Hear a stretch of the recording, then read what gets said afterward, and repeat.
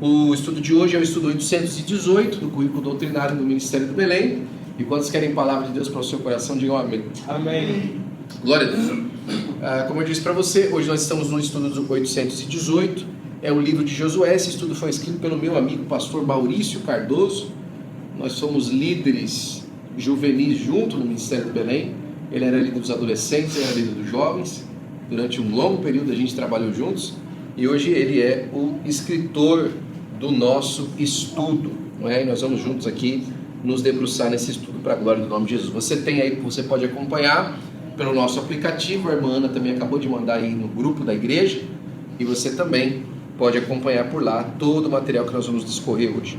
Então, capítulo 21 do livro de Josué, versículo de número 45, diz assim a minha Bíblia e a sua também: de todas as boas promessas do Senhor ao povo de Israel, nenhuma delas falhou, todas se cumpriram.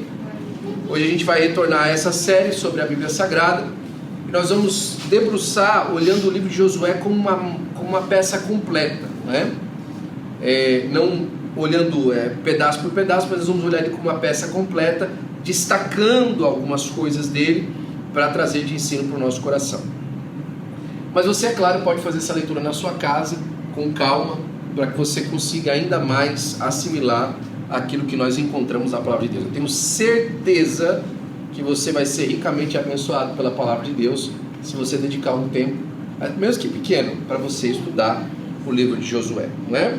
O livro de Josué, ele marca o início de uma nova etapa histórica do povo de Israel. Até então, o povo de Israel, naquele período, só conhecia Moisés. O único profeta no meio deles, de verdade, a única liderança que eles haviam experimentado depois de 400 anos de escravidão, era Moisés.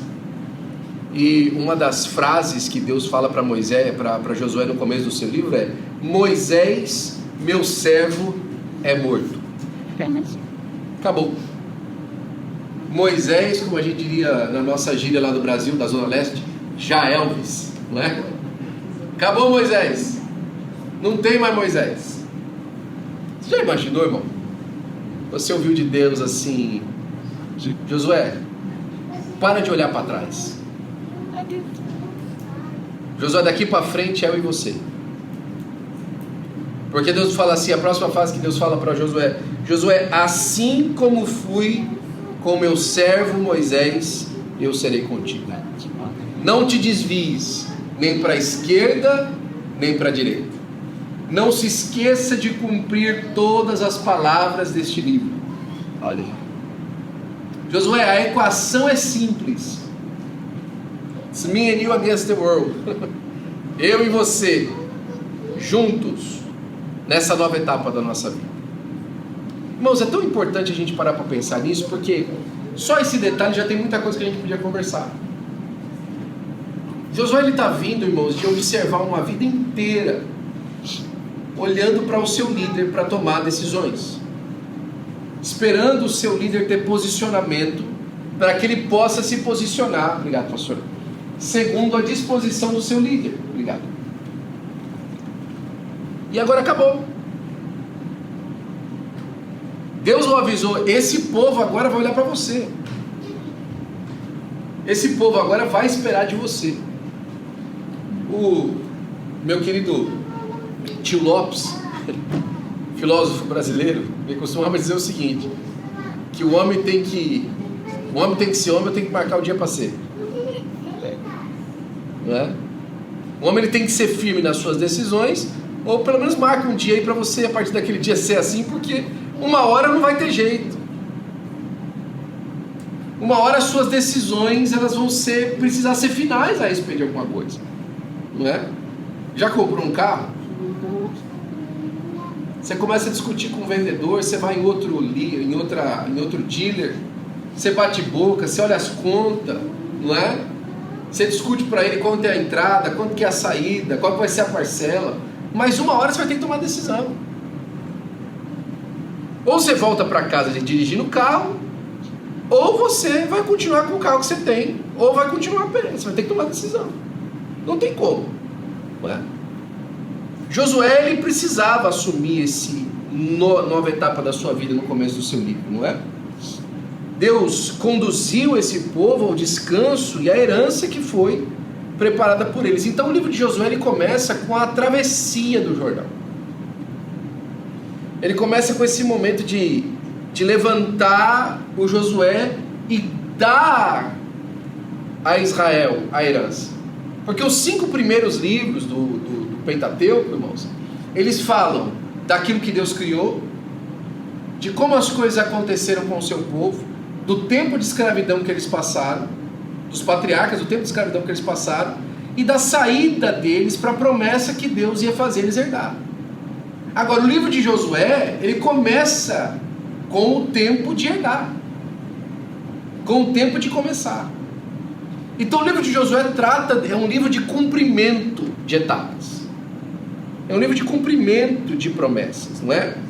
O contexto histórico está aí, mais ou menos por volta de 1406 a.C., e o Senhor levanta Josué como sucessor de Moisés para conduzir Israel através do Jordão e introduzi-lo na terra prometida. Moisés havia morrido, mas a promessa de Deus permanecia viva. Um dos maiores ministros do Evangelho da história da humanidade foi o nosso querido reverendo John Wesley.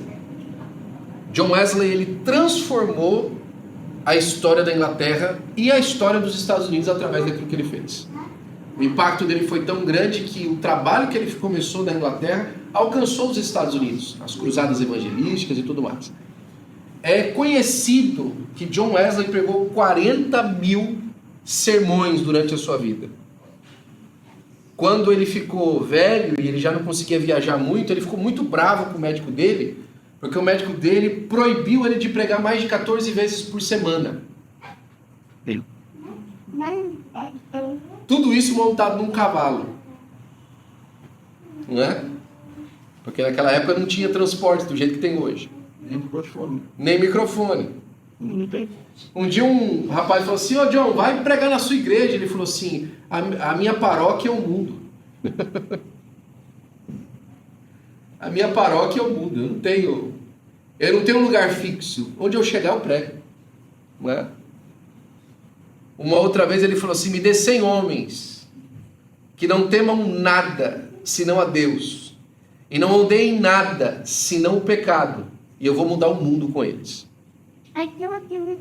Em outra etapa ele falou assim: ponha fogo no seu sermão, ou põe o seu sermão no fogo. E a última frase que ele deixou para escrever na sua tumba foi: Deus enterra os seus trabalhadores, mas o seu trabalho continua. Tem um busto dele na casa dele em Londres, que já muitos irmãos visitaram, eu ainda não tive o prazer de ir. E na entrada da casa está escrito assim: homem, nem por um minuto tenha a tentação de exaltar o instrumento. Exalte aquele que usou o instrumento, o Senhor nosso Deus. Quando nós olhamos para a vida de Josué, nós percebemos que Josué dá continuidade a um plano divino. Assim, irmãos, fica uma lição extraordinária para a igreja, não é? Nós somos qual geração de crentes que já passaram por essa igreja? Alguns dias atrás nós ouvimos que o fundador desse trabalho morreu no terremoto da Venezuela. Olha que mundo pequeno. Estava lá. Muitos dos irmãos se lembram do pastor Romildo. O pastor Romildo passou por aqui, fez o seu trabalho e se foi. Não é? Já não está mais conosco, mas o trabalho, a semente que ele plantou, continua. Nós precisamos ter essa consciência, irmãos, para entender que aquilo que Josué viveu foi algo que começou na vida de Abraão. Passou pela vida de tantos outros patriarcas. Agora chega a vida de Moisés. E é introduzido no povo através da vida de Josué. A autoria é muito provavelmente do próprio Josué. Josué escreveu estas palavras no livro da lei de Deus. Além disso, o livro menciona que Josué determinou um registro escrito de terra antes de sua divisão entre as tribos. Entretanto, o livro também relata fatos posteriores à morte de Josué, como o seu sepultamento dos ossos de José no Monte Eleazar. Por essa razão, é amplamente aceito que esses últimos acontecimentos tenham sido registrados possivelmente por Finéias, o sumo sacerdote, ou um outro escritor inspirado. Que bom ver os irmãos aqui. O propósito do livro. O livro de Josué foi escrito para registrar o cumprimento das promessas de Deus. É muito importante, irmão. É muito importante que nós registremos aquilo que Deus faz. Às vezes a gente não tem o costume, irmão, de contar. Sabe que um dos motivos pelo qual você conta testemunho na igreja é para registrar o que aconteceu? É uma maneira de registro. Hoje em dia, eu não sei quem foi que contou isso para os crentes, viu, pastor Marcos? Eu estou para descobrir ainda. Ah, não conta nada na igreja não, porque senão os irmãos vão ficar com inveja. Eu não sei da onde que Bíblia que esse irmão lê. Né? Ah não, porque olha só, José contou o sonho dele e ele foi vendido.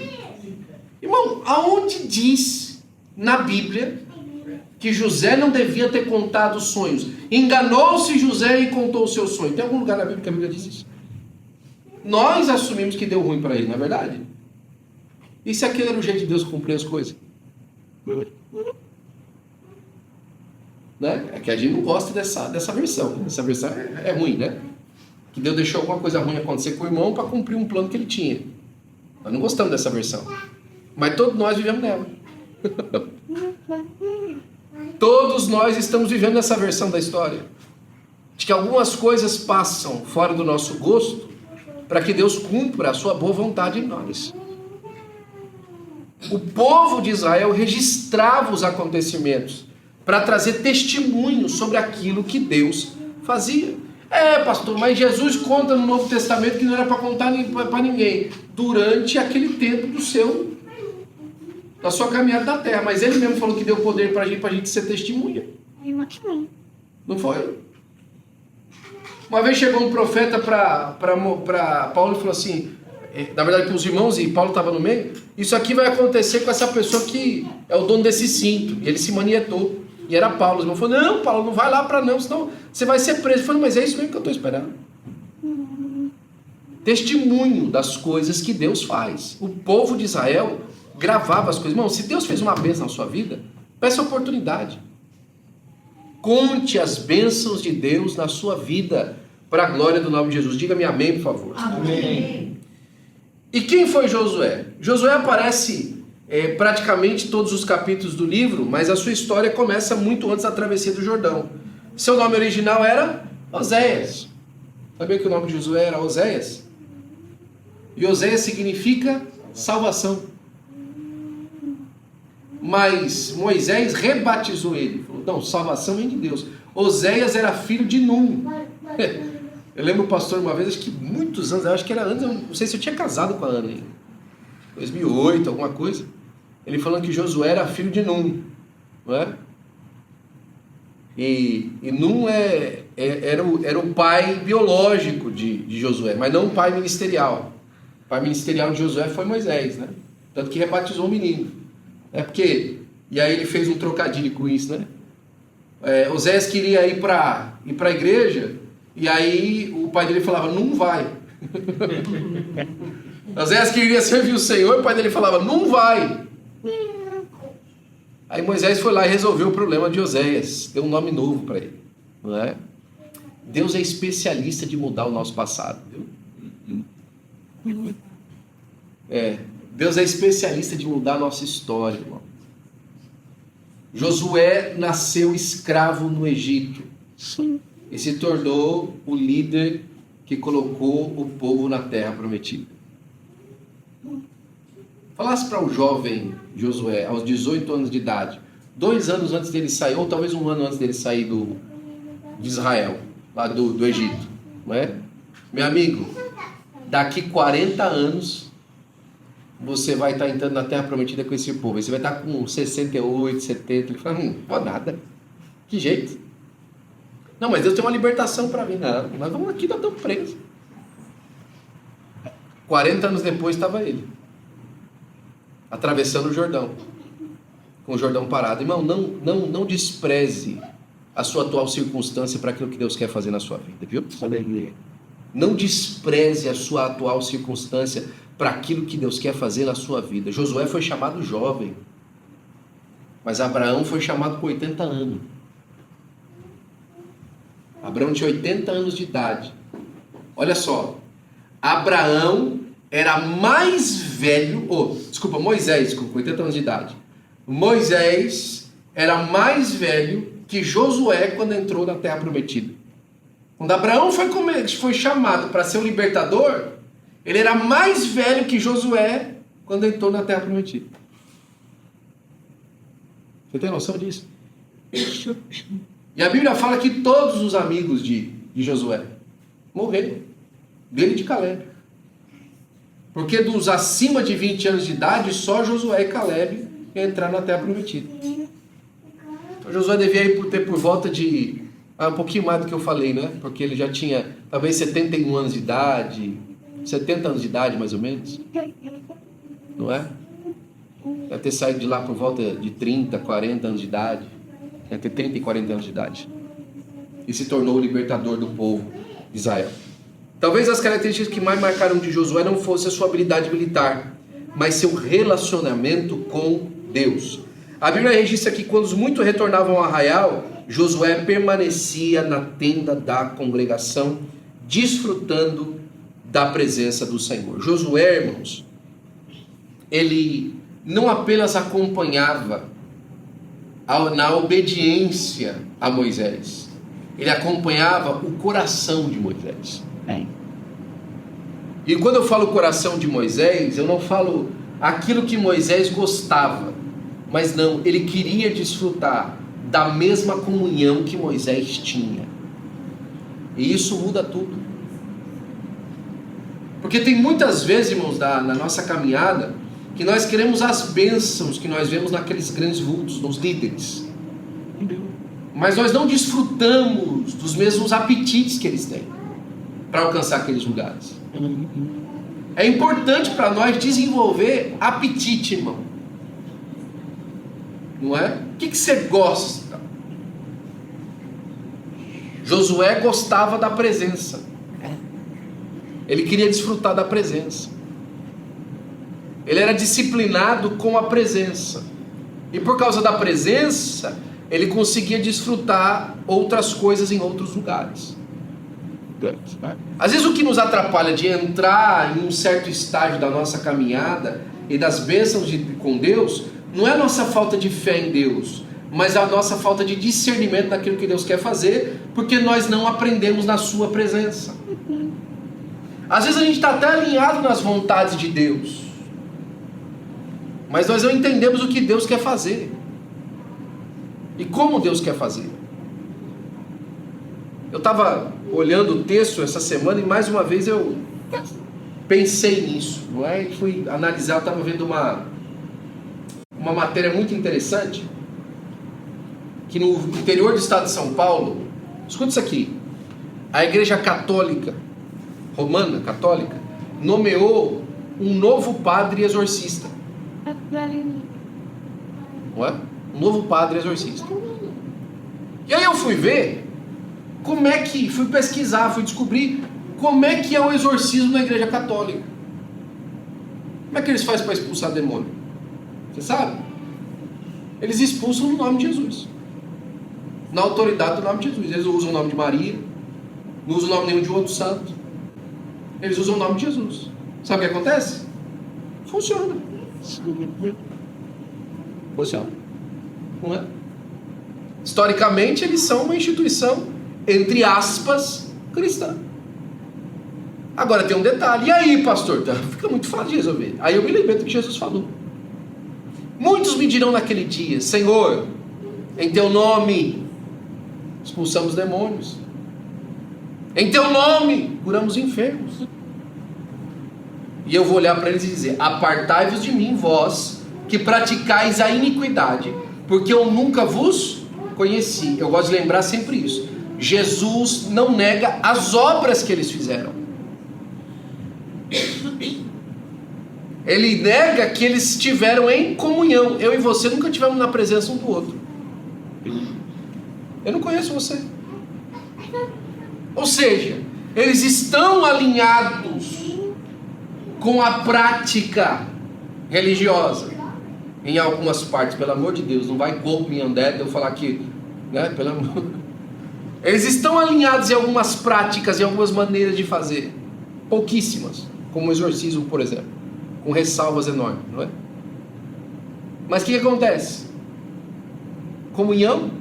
Não tem. Não tem.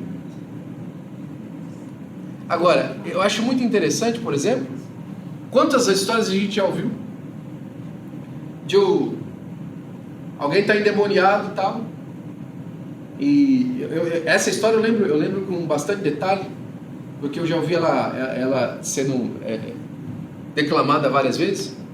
Lá no Circo de Oração do Belém, pegaram uma pessoa endemoniada, levaram para um quartinho para expulsar o demônio, e aí estão ali batalhando e chamaram o irmão Canela de Fogo para ir lá, né?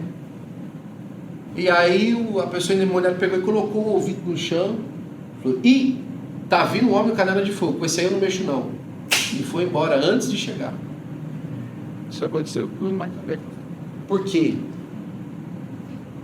Por causa da presença, por causa da comunhão. Essa era a diferença com Josué. Israel tinha muitos militares que poderiam ocupar o lugar de Moisés, mas só tinha um que se tinha preparado na presença, que tinha buscado a presença. E o diferencial dele não era o tanto de batalhas que ele havia vencido, não era simplesmente ou tão somente a obediência que ele teve à sua liderança, era a presença. Muda, irmão. Muda, é diferente. Muda tudo, não é? O chamado de Josué. Agora que Moisés havia morrido, e uma pergunta certamente ocupava o coração do povo: quem ia conduzir Israel? A resposta veio do próprio Deus. Antes que Josué desse qualquer ordem ao povo, o Senhor falou com ele. Olha que interessante. Moisés tinha 2 filhos, irmão. Por que não foi os filhos de Moisés que ocupou o lugar? Porque a sucessão de Deus, ela não é por sangue, ela é por quem ele levantou. Eu não tenho problema nenhum que seja, by the way, tá? Deus levantou Salomão depois de Davi, era filho de Davi. Mas não foi o caso de Moisés. Não foi o caso de Moisés. A mesma coisa aconteceu com Samuel. Os filhos de Eli não continuaram. E a mesma coisa foi com Josué. É aqui no versículo 2 do primeiro capítulo, lá que a gente falou lá no começo: Moisés, meu servo, é morto. Levanta-te, pois, agora, passa esse Jordão, tu e todo esse povo, a terra que eu dou aos filhos de Israel. Missão confiada a Josué era humanamente impossível. Ele deveria conduzir uma nação inteira à conquista de uma terra ocupada por povos fortes. Mas Deus fala para ele: esforça-te e tem bom ânimo. A coragem que Deus exige não nasce da autoconfiança, mas da confiança na sua palavra. Deus não chega assim para Josué e fala assim: Josué, meu filho, eu te preparei por tantos anos, é porque você tem em você, Josué. Não foi isso que Deus falou. Josué, olha só as suas habilidades, Josué. Quanto tempo você passou estudando para esse tempo? Não é. Vai lá, Moisés. Vai lá, Josué, eu vou te dar vitória. Vai lá, Josué, eu vou na frente. Esforça-te, tem bom ânimo, confia no que eu disse para você que vai acontecer. Algum tempo atrás eu conversava com um pastor amigo e ele falava assim para mim: o pastor que trabalha numa área de expansão precisa ter convicção no que está fazendo, precisa estar certo, seguro no que está fazendo. E eu concordei com ele assim: é verdade, só que a convicção não é nele, a convicção é em Deus. E é diferente isso, porque a convicção em você mesmo fala assim: eu entendo desse negócio. A convicção em Deus, eu falo assim: olha, eu não sei porquê, mas Deus mandou, eu vou fazer. Eu não sei como vai acontecer, mas Deus disse e nós vamos andar para frente. Isso funciona, irmão, em qualquer área da sua vida, viu? Na família, no meio dos filhos. Fazer aquilo que Deus colocou convicção em você que vai funcionar. Vai dar certo. Deus vai ouvir, vai sentir o cheiro desse jejum. Fica tranquilo. Deus vai ouvir essa oração. Não é porque é você que está orando. É porque existe uma convicção no seu coração, na palavra dele, naquilo que ele disse, nas ferramentas que ele deixou. Você vai lá para mim e fala assim, nossa guerra não é carnal, mas é contra principados e potestades que estão no lugar celestial. Então eu vou bombardear isso com a minha oração. Convicção naquilo que Deus diz, convicção naquilo que Deus fala, e Deus abre a porta. Josué tinha convicção naquilo que Deus tinha chamado ele para fazer. Ele continuava sendo o filho de Num, ele continuava sendo o moço do Moisés, mas ele tinha convicção. Eu gosto de lembrar também de Eliseu, né? Que fica no lugar de Elias. Quando Elias é assunto aos céus, o pessoal vem para Eliseu e fala, escuta, né, podemos sair para procurar Elias? Quer dizer, nós não queremos você não. Não. Deixa a gente procurar Elias. Aí Eliseu fala, vai. Ele foi arrebatado, translotado. Vocês querem ir? Vai. E lá foi ele, lá atrás. Aí voltaram, deu um negócio lá no lago, lá que ficou, a água ficou meia coisada e tal. Ele foi lá, fez um milagre. Aí o povo voltou todo mundo para casa, mas ninguém estava convencido. Passou um tempo, o rei se levantou, nós vamos fazer guerra, como é que nós vamos fazer? Elias ninguém acha mais, ele sumiu. Quem é que está com quem está a palavra de Deus aí? Aí o capitão do exército apresenta Eliseu. Tem um moço que deitava água na mão de Elias. Sabe o que ele estava falando? Tem um rapaz que lavava a mão dele quando a mão dele estava suja de comer. Diz que a palavra de Deus está com ele agora. Ih, rapaz. Aí chega lá o rei para falar com Eliseu. Eliseu está bravo, só de olhar o rei já fica bravo. Esse cara. Diminuído, irmão. Adiantou alguma coisa? Nada. Ele falou que queria porção dobrada. Elias fez 7 milagres, Eliseu fez 14. E o último milagre ainda, para Deus deixar claro como é que as coisas funcionam, ele já estava morto. Jogaram um menino que tinha morrido lá no meio da guerra, em cima da alçada de Eliseu. A hora que o menino bateu na alçada, o menino ressuscitou. Porque o compromisso de Deus é com a sua palavra. Você tem que ter convicção na palavra de Deus. Se Deus diz que você vai herdar essa terra, confie em Deus. Acredite naquilo que Deus falou. Mas a circunstância é contrária, irmão. Se já estava ruim com Moisés, agora Josué, parece que vai ficar pior. Não vai ficar melhor, porque a palavra vem da parte de Deus. Olha, nós estamos vendo muita coisa acontecendo nesse país esses dias. O país está em uma convulsão enorme, irmãos. Toda hora a gente ouve, olha, prenderam um, olha, tem guerra, tem não sei o que, irmão. Fica tranquilo. A nossa promessa está na mão de Deus. Tenha convicção naquilo que Deus encontrou. Aleluia. Tenha convicção naquilo que Deus chamou. Tenha convicção das promessas que Deus fez sobre a sua família e sobre a sua casa. Confie em Deus. Confie em Deus. A sua chamada está em Deus. E ele fala uma coisa importante para Josué. Nós temos que ir rápido, porque tem bastante coisa nesse texto, mas vamos deixar o Senhor, o Espírito de Deus, nos guiar naquilo que é importante para nós, além de tudo. Não se aparte da tua boca o livro dessa lei. Antes, medita nele dia e noite, para que tenhas cuidado de fazer tudo conforme nele está escrito. Tinha uma regrinha. Olha, confia no que eu disse e fica nisso. Não se desvie nem para a esquerda, nem para a direita. Irmão, tem muita gente querendo ser mais justo que a justiça de Deus. E tem muita gente querendo ser mais brando que a misericórdia de Deus. Nenhum nem outro. Nenhum nem outro. Fica naquilo que a palavra de Deus diz.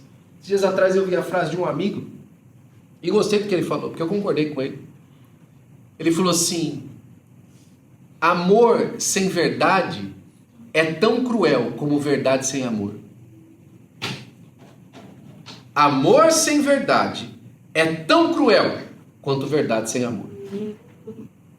A palavra de Deus fala no livro do Evangelho de João que Jesus veio cheio de graça e de verdade. Não era nem só graça, nem só verdade. Era cheio de graça e de verdade. Nunca ninguém falou coisas tão pesadas contra o pecado. Mas nunca ninguém foi tão amoroso com o pecador. A mesma pessoa. As duas coisas precisam de andar juntas. Deus estava falando para Josué: Josué, não te desvie nem para a esquerda nem para a direita. Anda no centro. Anda no meio. Seja sério com aquilo que eu estou te dando para fazer. Não vai dar uma... Não é? Às vezes, irmãos, e a gente é assim. Tem gente que faz alguma coisa, a gente... Não. Mas tem gente que faz até... Não, veja bem. Não, irmão. Não é? O pastor José Vasconcelos, ele tinha uma frase que ele gostava de brincar. Ele trabalhou muito tempo com... Ele foi advogado muito tempo no Brasil. Ele trabalhou muito tempo em tribunal, né? E ele tinha uma frase que ele gostava de brincar. Ele falava assim: aos amigos, tudo. Aos inimigos, os rigores da lei. Né? Amigo a gente abraça, amigo a gente além, mas inimigo, irmão? Não, mas aqui está dizendo assim. Nem ao céu, nem à terra, irmão. Não é? Quer dizer, ao céu. Mas você está entendendo o que eu estou falando? Não seja, sabe, tão justo que você não consiga passar por aí. Tenha misericórdia. Mas não seja tão misericordioso como que qualquer coisa vale. Seja justo. Segundo a justiça de Deus. Essa é uma lição que continua extremamente atual. Vivemos numa cultura que associa coragem, autoconfiança e ao pensamento positivo. A Bíblia apresenta um caminho totalmente diferente. O Senhor teu Deus é contigo por onde quer que andares. Aí nós temos o período da travessia do Jordão, não é? Deus chama ao povo a se santificar para experimentar maravilhas. Deixa eu perguntar uma coisa para você, crente. Quanto tempo faz que você não faz um jejum para tomar a Santa Ceia? Quanto tempo faz que você não jejua por alguma coisa? Quanto tempo faz que você não apresenta uma campanha de oração a Deus? Sério, uma campanha séria de oração. Aquela que você marca no horário, você está fora de casa, você liga. Olha, está na hora da nossa oração, vamos orar. Sério mesmo. Não é que você faz daquele jeito, santificai-vos. Eles iam ver uma coisa no dia seguinte que aquela geração não tinha visto. Porque aquela geração que entra no Jordão, que passa o Jordão, a maioria, ou quase a totalidade deles, os únicos que tinham visto antes da travessia, tinha sido Josué e Caleb, o Mar Vermelho aberto. Nenhum deles tinha visto. Todo mundo morreu no deserto. Era uma nova geração. Era um novo tempo, um novo povo. E para eles experimentarem isso, assim como eles precisaram de se consagrar, passando sangue nos umbrais da porta, lembra? Quando o anjo da morte passava para que eles fossem libertos, era uma nova consagração para entrar num milagre novo. Deus não tinha mudado, irmão. Deus não tinha mudado. Era um novo povo, uma nova etapa. Eles já tinham recebido a lei, já tinham recebido todas as coisas que eles tinham recebido. Só que agora era um novo milagre, precisava de ser diferente. Sabia, irmão? Nós que temos família, trouxemos para cá, e a nossa família cresceu no Brasil. Filhos que vieram pequenos para cá, ou então filhos que nasceram aqui, não é?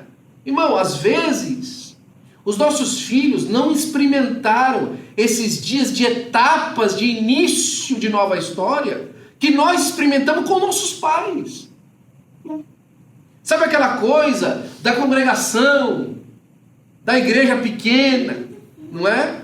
Aqueles problemas que tinham no começo da nossa fé e tal. Os nossos filhos não viram isso no dia a dia.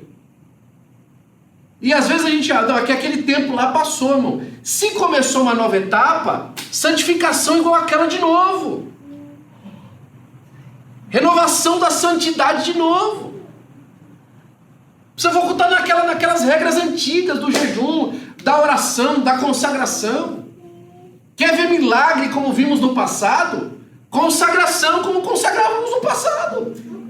O Deus é o mesmo. O que mudou? Nós relaxamos, nós estamos achando que está tudo bem. Que aquele tempo passou. Que agora nós estamos nadando de braçada. Estamos nadando de braçada? Estamos mesmo nadando de braçada? Só se for lá estilo de costa, né?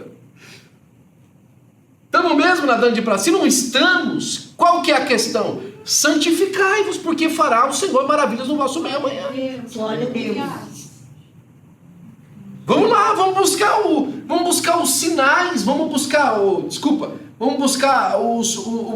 protótipo, os protocolos que Deus havia colocado. Os princípios, essa palavra que eu estava procurando. Os princípios que Deus havia estabelecido.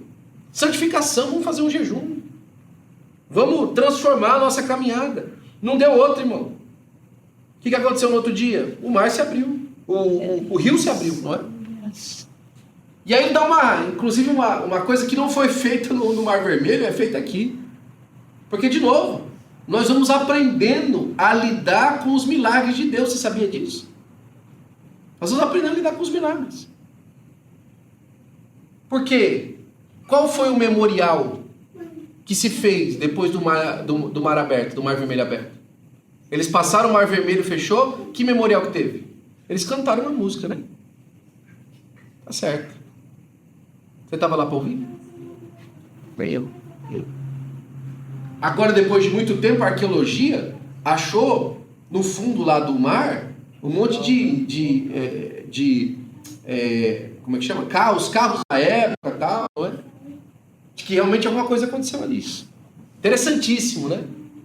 Só que quando Deus mandou Josué passar o rio, ele falou assim, fala para o pessoal pegar umas pedras de dentro do rio. 12 pedras, uma para cada tribo, e fazer um altar, um memorial do lado de fora. Para quê? Para que quando seus filhos vierem no futuro e falar que pedras são essas pedras estavam lá dentro do rio. E a gente tirou as pedras no dia que Deus abriu para a gente passar a pé enxuto. No Jordão Deus mandou fazer um memorial. Por quê? Porque Deus sabia como é que ia ser. A gente esquece rápido. Não é? 3 dias depois do Mar Vermelho aberto, eles já estavam murmurando. Agora era uma nova etapa. Eu falei assim, agora eu não vou mais lidar com esse povo em deserto. Eu estou dando uma terra para eles. Então vamos fazer o seguinte, vamos marcar isso aqui. Vamos fazer uma marca aqui. Fazer memorial. Faça memorial com a sua família, irmão. É por isso que é muito importante tirar foto em dia importante, sabia? Aconteceu alguma coisa, vamos tirar foto disso aqui. Vamos anotar na agenda. Fazer memorial. Para que a gente nunca se esqueça aquilo que Deus fez. Aí vem a circuncisão e a Páscoa. Humanamente falando, aquilo parecia o pior momento para parar. Israel acabara de atravessar o Jordão. Estava em um território. Mas antes da primeira batalha, o Senhor ordenou que todos fossem circuncidados. Durante os 40 anos de peregrinação no deserto, aquela prática que era o sinal da aliança entre Deus e o povo havia sido negligenciada. Olha outro problema do princípio. Nós estamos andando e tal, não, vamos a gente depois circuncida e tal. Entraram na terra nova, vamos começar uma batalha, não, agora vamos acertar tudo que está errado para trás. Deixa eu falar uma coisa para você. Às vezes, irmãos, o que falta para a gente ganhar algumas vitórias é a gente retomar alguns princípios da nossa vida cristã. Esse não é nosso assunto, mas é importante a gente falar, principalmente no culto de ensino, que é um culto da igreja. Não é? Tem muitas situações na nossa vida que não avançam porque nós negligenciamos naquilo que é básico da nossa vida, vida devocional, não é? A pessoa não lê Bíblia, não ora. Não, eu estou com Deus. Não. Está com Deus, manifeste que você está com Deus. Né? E aí entram as outras áreas da vida que a gente negligencia, não é? As finanças, que a gente para de dizimar, que a gente para de ofertar na igreja, não serve mais a Deus com os dízimos e ofertas, não é? A pessoa não se dedica à casa de Deus. Não, eu já ouvi isso aí algumas vezes. Não, pastor, eu trabalhei muito na igreja, agora eu estou dando um tempo.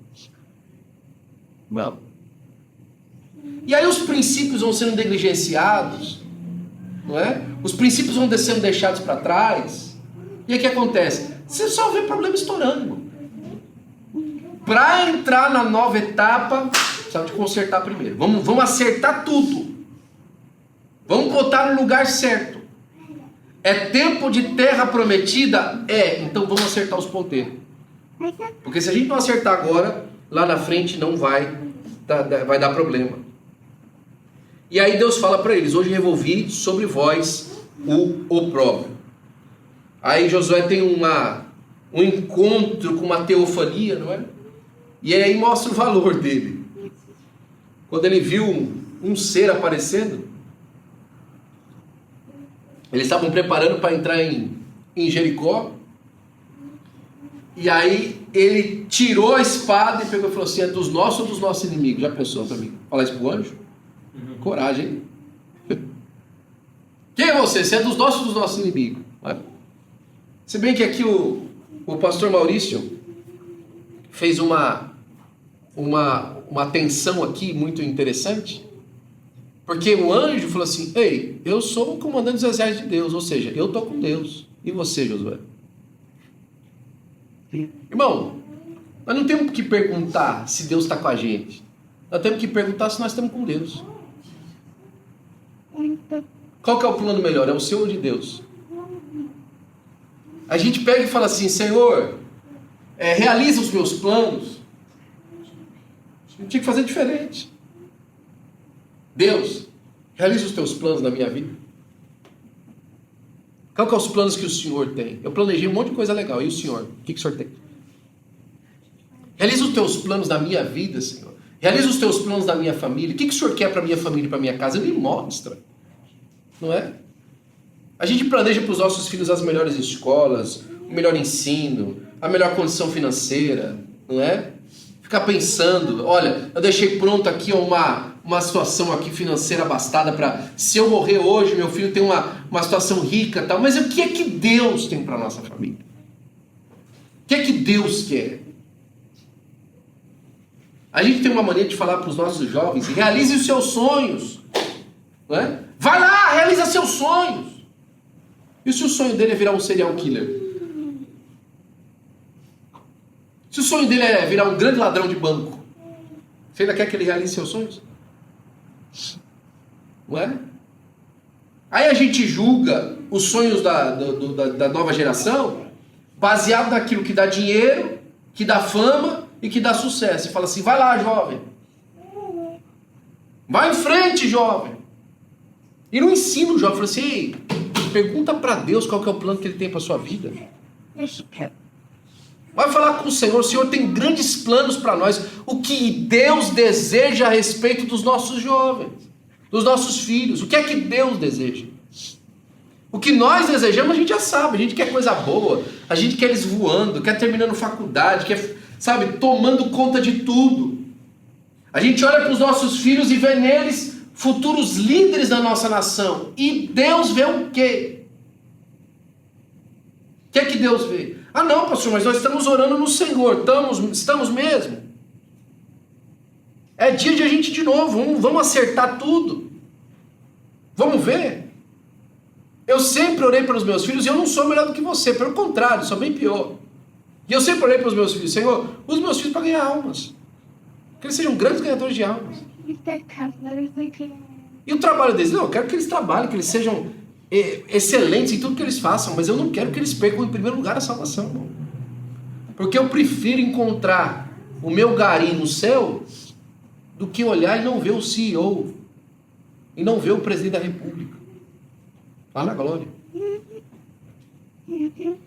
Eu prefiro chegar no céu e abraçar o meu gari, o meu vendedor de espetinho na praia, do que chegar lá no céu e não ver o grande esportista.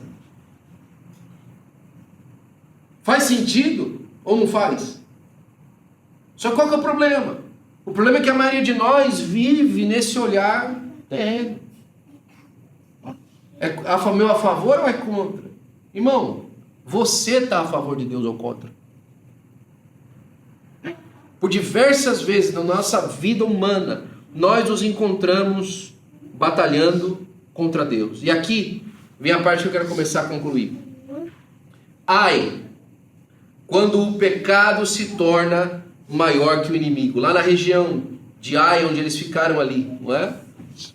36 israelitas morreram nessa batalha e o povo foi derrotado. A resposta de Deus revela um princípio mais sério de todo o livro. Israel pecou. Josué capítulo 7, versículo 11. Olha só que coisa interessante. Não foi falta de estratégia, coragem ou superioridade militar. Foi pecado. Irmão. Sabe aquelas coisas? Tinha dinheiro, tinha condição, o plano era correto, mas não funcionou. Por quê? Porque tinha uma situação lá no meio. Ué? Às vezes, irmão, nós vemos grandes empreendimentos, inclusive na igreja. Tem tudo para explodir e não explode. Por quê? Porque tem pecado. E às vezes é um pecado escondido. Acã não era o líder. Você conhece a história da capa de Acã? Quando Jericó foi destruída, Deus falou assim: queima tudo. A única coisa que é para sobrar é a família de Raabe, porque ela fez pacto. O resto acaba com tudo. Nem o tesouro dessa cidade é para pegar. Acaba com tudo. Acã chegou lá numa casa e falou assim: rapaz, essa capa é bonita, hein? Esses negócios de utensílio aqui também é bom. Foi lá, guardou, enterrou debaixo da tenda dele. Quando saíram para a próxima batalha, eles perderam. E aí José falou assim: Senhor, por quê? Não, porque tem pecado. E aí começaram a cavucar para saber onde estava. Acã não era líder. Mas a conduta pecaminosa dele, sem abrir o coração e sem consertar, fez com que toda a nação perdesse. Aí você fala para mim na igreja, não é? Principalmente na Assembleia de Deus, onde a gente tem disciplina, suspende a comunhão da igreja. Ah, o pastor, pelo amor de Deus, isso é coisa do passado, como é que você vai fazer um negócio desse? Irmão, é um princípio bíblico. Acã pecou. O resto de Israel, o que tinha a ver com Acã? Aqui está falando na minha Bíblia e na sua. 37 israelitas morreram por causa do pecado de um homem. Vai dizer para mim que não é? Ah, pastor, mas isso é a antiga aliança. A gente quer ir para a nova? Vamos falar da igreja de Coríntios? Que Paulo escreve uma carta para a igreja e fala assim: olha, a jactância de vocês não é boa.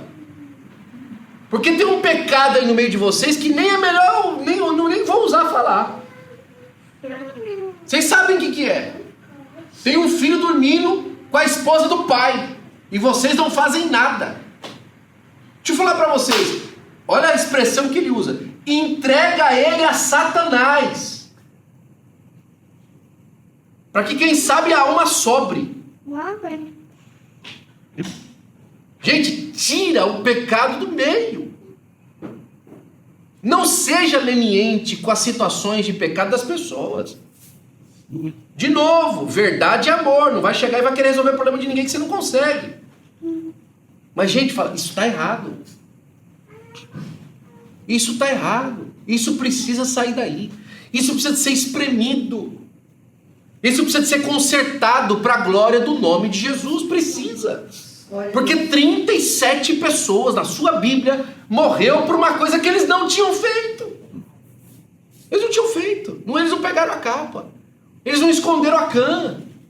Mas eles morreram. Eles morreram. Já pensou eles chegando lá no seio de Abraão? Por que nós estamos aqui, Senhor? Cadê a cã? Como assim? Vocês não estão sabendo, mas nem o pessoal lá. Vocês não estavam sabendo, nem o pessoal lá. Mas tipo, já pensou? Se desse para ter raiva no seio de Abraão? A raiva que ele se encarde a Cã miserável. Não é? Dá uma coça nele, né, pastor? Não é? Mas a Bíblia continua dizendo que a desobediência de um homem trouxe sofrimento a muitas famílias. Antes de conceder uma nova conquista, ele tratou daquilo que precisava ser corrigido. Isso revela o amor de Deus. Irmãos, Deus quer consertar as nossas vidas. Por fim, os gibeonitas, não é? Eles estavam ganhando tudo, irmão. A vida estava assim, batalha atrás de batalha, crescendo, ganhando. Tinha um povo lá de Gibeão, ele falou assim, esse pessoal é forte demais. Vamos fazer o seguinte, vamos falar que nós somos peregrinos aqui na terra também. Aí o pessoal apareceu lá tudo rasgado, arrastando a perna, que enrolaram um pão mofado, colocaram as roupas tudo rasgadas. Olha, nós ficamos sabendo que vocês estavam vindo aí, nós viemos de longe, somos um povo peregrino de longe também. Nós viemos aqui e tal. Vamos fazer o seguinte, vocês estão ganhando tudo aí, vocês vão precisar de servos, né, e tal. Vamos fazer um acordo? Porque a ordem de Deus era que é para limpar todo mundo que morava na terra tinha que sair.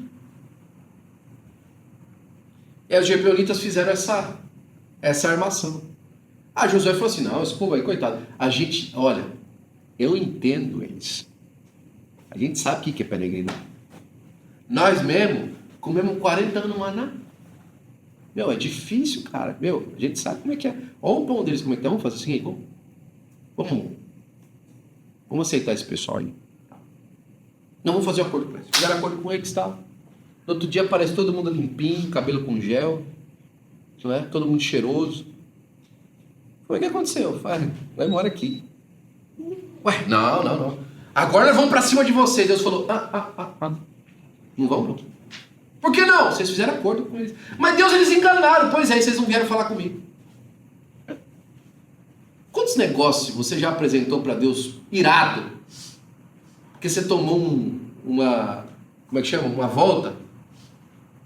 Você não tinha falado para ele que você ia fazer.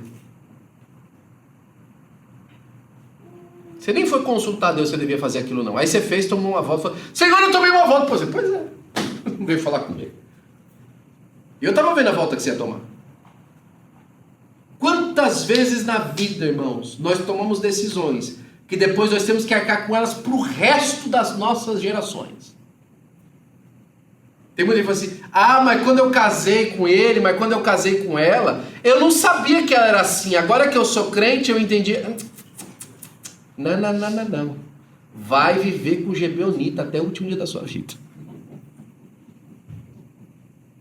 Né? Vai andar com esse gibeonita até o fim da sua vida. Graças a Deus que Deus restaura casamento.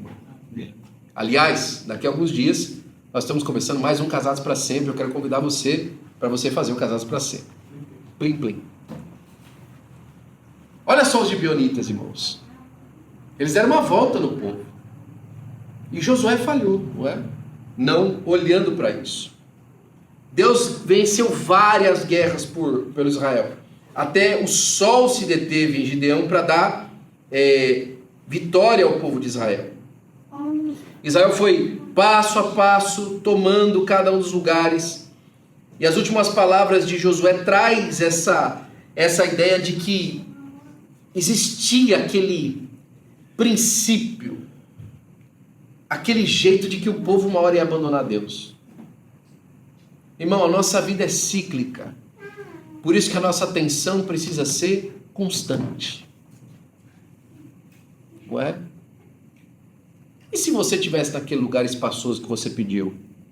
Será que você estaria hoje aqui à noite? E se você tivesse alcançado aquela bênção que você tanto queria? Será que você estaria assistindo esse culto? Não é? Eu lembro claramente uma situação que a gente passou, que quando eu me ajoelhei em lágrimas e vim falar com o Senhor, eu falei, Senhor, é cada coisa que o Senhor tem que fazer para mim vir aqui, na tua presença, com esse coração aberto, quebrantado, porque se não tivesse acontecido, eu estava bem. Eu nem estava lembrando, talvez, de uma situação que eu precisasse apresentar. Josué observava o povo, começou a ver o povo se acomodar, falou, vai dar ruim. Já, irmão. Como é que vai ser? É no capítulo 24 que a gente conhece, e no fim já do livro, a aliança, a renovação de aliança que Josué faz com Deus. E eu sou, não é, teologicamente falando, Deus me permita, por gentileza, não é? Eu sou muito crítico de Josué aqui. Porque tem um detalhe aqui nesse texto que me afeta. E é esse aqui. Josué faz o seguinte, irmão. Ele fala a seguinte frase para Israel: escolhei hoje a quem vocês vão servir. Quando foi que Moisés falou isso?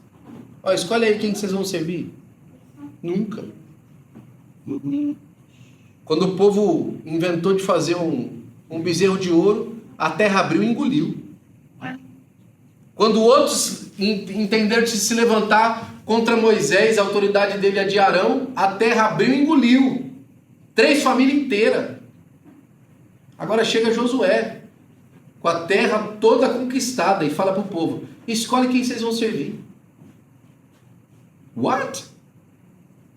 Irmão, eu costumo fazer o trocadilho, que é a mesma coisa que eu chegasse aqui no culto e falar: olha, isso aqui é um culto para Jesus, eu e minha família viemos fazer, mas se você quiser trazer uma oferenda para Iemanjá, fica à vontade. Como? Não, aqui é um culto ao Senhor. Israel era uma nação teocrática, não era uma democracia. Israel não era laico, irmão. Não tinha culto, não tinha laicismo em Israel. Israel era uma teocracia. Os líderes eram apontados por Deus e a nação vivia no propósito de Deus. Inclusive era uma nação sacerdotal ao mundo. Agora chega no final do livro, no final da carreira, o Josué fala assim: escolhe quem vocês vão servir. Que história é essa, irmão? Se é o Deus dos vossos pais ou a terra dos deuses que vocês moram agora, não é? E aí no final ele fala: eu e minha casa serviremos ao Senhor. Mas em contrapartida, o Josué entende um princípio que vai antes desse. Ele sabia que um culto verdadeiro começa com voluntariedade, e principalmente da liderança. Voluntariedade da liderança, não é? Ele está falando assim: lá na minha casa o líder sou eu. E é o seguinte: eu não posso fazer nada pela casa do meu vizinho, eu não posso fazer nada pela casa da pessoa que mora lá na frente, eu não posso fazer nada pelo irmão da igreja que está comigo. Eu posso fazer pela minha, e pela minha eu vou fazer. Eu e minha casa serviremos ao Senhor. A minha crítica vai para ele no caso da liderança, porque como líder ele tinha que ser mais sério, de não dar espaço para que os outros adorassem outros deuses. Mas como pai de família ele fez a parte dele, não é? É tão sério isso, irmão, que quem foi que foi o líder no lugar de Josué mesmo?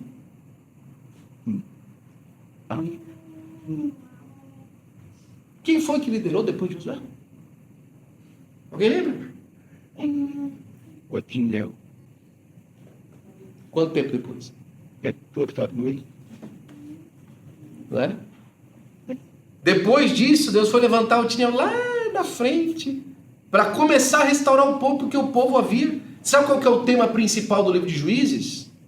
E nesse tempo não havia rei em Israel, e cada um fazia conforme propunha no seu coração. Sabe o que cada um estava fazendo? Escolhendo o Deus a quem ia servir, como o Josué propôs.